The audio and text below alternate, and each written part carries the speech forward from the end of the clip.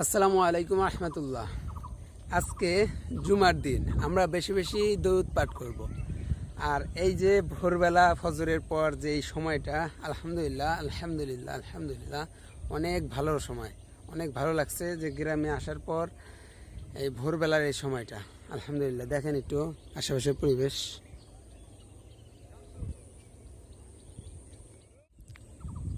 আজকে অন্যরকম একটু ভালো লাগতেছে। একে তো জুমার দিন, তারপরেও আপনার অন্য অন্য দিনের থেকে আজকে সকালে আসার পরে শরীরে কেমন যেন একটা মৃদু বাতাস বয়ে যাচ্ছে।